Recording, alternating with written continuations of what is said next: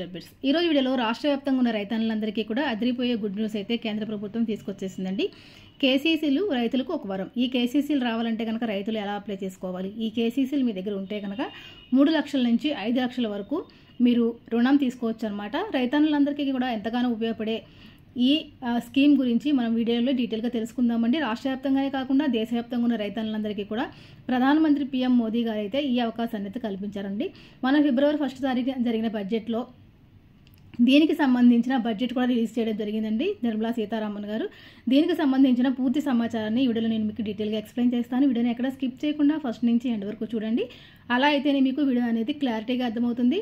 అలాగే ఇంపార్టెంట్ విషయాలను మీరు మిస్ అవ్వకుండా తెలుసుకోగలుగుతారన్నమాట. దీంతోపాటు ఎవరైనా కనుక మన ఛానల్ ఫస్ట్ టైం చూస్తున్నట్టయితే కనుక ఛానల్ని తప్పకుండా సబ్స్క్రైబ్ చేసుకుని పక్కన ఉన్న బెల్ ఐకాన్ని ఆన్లో పెట్టుకోండి. ఇలా చేయడం వల్ల నేను చేసే ప్రతి వీడియో మీకు నోటిఫికేషన్ ద్వారా వస్తుందండి. తద్వారా మీరు అటు కేంద్ర ప్రభుత్వం నుంచి ఇటు రాష్ట్ర ప్రభుత్వం నుంచి వచ్చే సంక్షేమ పథకాల గురించి మరింత సమాచారాన్ని మిస్ కాకుండా ఎప్పటికప్పుడు తెలుసుకోగలుగుతారన్నమాట. వీడియోకి ఒక చిన్న లైక్ చేయండి, మీ ఫ్రెండ్స్ అండ్ ఫ్యామిలీ మెంబర్స్కి షేర్ చేయండి. ఇలా చేయడం వల్ల తెలియని వాళ్ళు ఎవరైనా ఉంటే కనుక తెలుసుకునే అవకాశం ఉంటుందండి. మరి ఈ న్యూస్ అయితే రైతన్నలందరికీ కూడా ఎంతగానో ఉపయోగపడే న్యూస్ అనమాట. దీని గురించిన వివరాలన్నీ డీటెయిల్గా ఎక్స్ప్లెయిన్ చేసుకుందాము. కేంద్రం తాజాగా బడ్జెట్లో కిసాన్ క్రెడిట్ కార్డుల రుణ సౌకర్యాన్ని 3 లక్షల నుంచి 5 లక్షలకు పెంచడంతో అన్నదాతలు వాటిని పొందేందుకు చాలా ఇంట్రెస్ట్ చూపుతున్నారు. కార్డులు కావాలంటూ బ్యాంకుల్లో భారీగా దరఖాస్తు చేసుకుంటున్నారు. మరి ఏ బ్యాంకుల్లో ఈ కిసాన్ క్రెడిట్ కార్డు అనేది మనకి అందజేస్తారు, మనకి ఏ బ్యాంకు నుంచి తొందరగా ఈ కిసాన్ క్రెడిట్ కార్డు రైతులకు వస్తుంది, మనం దీనికి ఎలా అప్లై చేసుకోవాలి అన్న విషయాన్ని ఈ వీడియోలో డీటెయిల్గా ఎక్స్ప్లెయిన్ చేస్తానండి. మరి స్కిప్ చేయకుండా చూసేయండి. రుణ పరిమితిని గతంలో 3 లక్షల వరకు ఉండేదండి కిసాన్ క్రెడిట్ కార్డు. ఇప్పుడు ఫిబ్రవరి 1వ తేదీన జరిగిన బడ్జెట్ సమావేశంలో ఈ రుణ పరిమితిని 5 లక్షల రూపాయల వరకు పెంచడంతో ఈ యొక్క పథకానికి చాలా ఆదరణ పెరుగుతుందన్నమాట. బ్యాంకులకు భారీగా దరఖాస్తులు కూడా చేరుతున్నాయి పీఎం కిసాన్ క్రెడిట్ కార్డు కోసం. చాలామంది రైతులకు ఈ యొక్క కిసాన్ క్రెడిట్ కార్డు ఎలా అప్లై చేసుకోవాలన్న అవగాహన లేక చాలా ఇబ్బంది పడుతున్నారండి. ఈ వీడియోలో పూర్తి సమాచారం అయితే ఉందన్నమాట, డీటెయిల్గా తెలుసుకోండి. కేంద్రం తాజాగా కిసాన్ క్రెడిట్ కార్డుల రుణ సౌకర్యాన్ని 3 లక్షల నుంచి 5 లక్షలకు పెంచడంతో అన్నదాతలు వాటిని పొందేందుకు చాలా ఇంట్రెస్ట్ చూపుతున్నారండి. కార్డులు కావాలంటూ బ్యాంకుల్లో భారీగా దరఖాస్తులు కూడా చేసుకుంటున్నారు.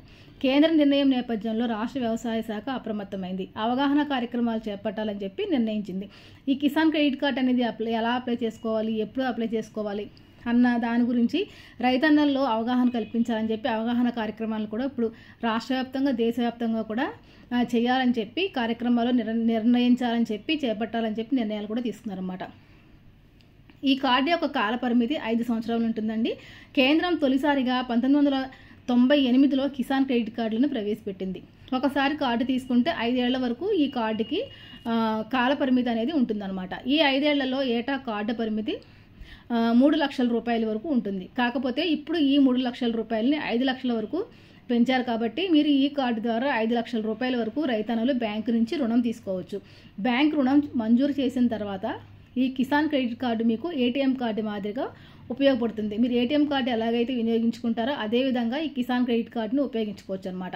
దశల వారీగా నగదుని విత్డ్రా చేసుకునే సౌలభ్యం కూడా ఉందండి. సాధారణంగా ఈ కిసాన్ క్రెడిట్ కార్డు ద్వారా మనం రుణం తీసుకున్నప్పుడు వడ్డీ రేటు కనిష్టంగా మనకి 7% నుంచి గరిష్టంగా 14% వరకు ఉంటుందన్నమాట. ఈ కార్డులపై తీసుకునే రుణాలకు మొదటి దఫా 7% వడ్డీ వసూలు చేస్తారండి. సదరు మొత్తాన్ని సకాలంలో చెల్లించి రెన్యువల్ చేసుకుంటే కనుక 4% వర్తిస్తుంది.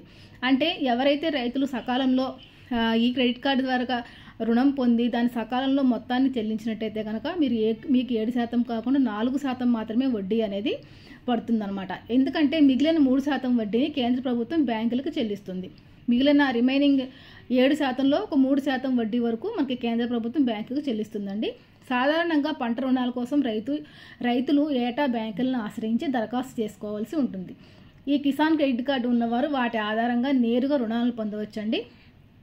ఇప్పటి వరకు ఈ కిసాన్ క్రెడిట్ కార్డుల మీద అవగాహన లేక వినియోగించుకునేది కేవలం 32% మంది మాత్రమే ఈ కిసాన్ క్రెడిట్ కార్డు ఉపయోగించుకున్నట్టయితే మనకి సర్వేలో తేలిందనమాట. రాష్ట్రంలో 82 లక్షల మంది రైతులు ఉండగా ఇప్పటి వరకు 32% మంది మాత్రమే ఈ యొక్క కార్డులను పొందారు. బ్యాంకులు పూచీకత్తు అడుగుతుండటం సహా పలు కారణాలతో మిగిలిన వారు పొందలేకపోయారు.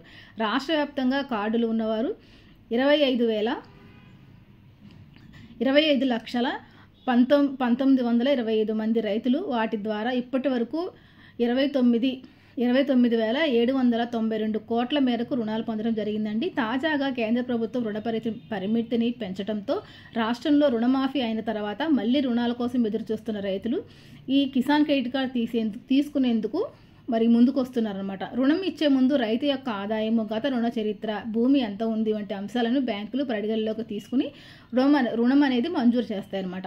ఇప్పటికే పంట రుణాలు తీసుకున్న వారు మళ్ళీ పొందడానికి మీకు అర్హత ఉండదండి.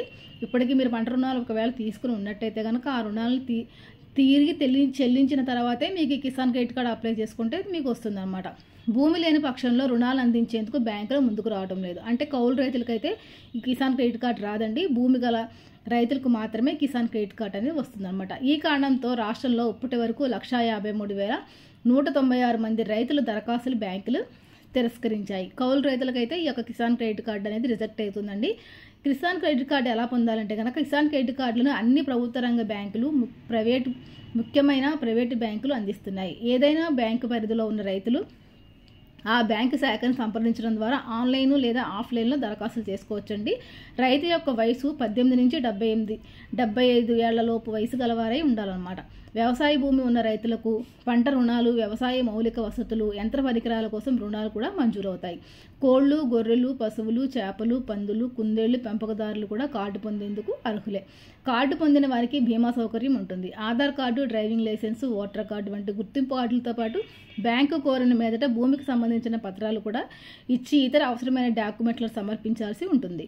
మీరు ఇలా సమర్పించిన తర్వాత ఆన్లైన్లో మరి మీ దగ్గరలో ఉన్న బ్యాంకు, ఎస్బీఐ బ్యాంక్ కానివ్వండి, ఇంకా రకరకాల బ్యాంక్స్ ఉంటాయి కదా, బ్యాంక్స్కి వెళ్ళి మీరు నేరుగా అప్లై చేసుకోవచ్చు అనమాట. అక్కడ బ్యాంక్ వారు అడిగిన ఈ సర్టిఫికేట్స్ అన్నీ తీసుకుని మీరు దగ్గర పెట్టుకుని, ఈ డాక్యుమెంట్స్ అన్నీ దగ్గర పెట్టుకున్నట్టయితే కనుక మీకు ఈ అర్హత ప్రమాణాలన్నింటినీ పరిశీలించి ఈ కిసాన్ క్రెడిట్ కార్డు అనేది మంజూరు చేయడం జరుగుతుందన్నమాట.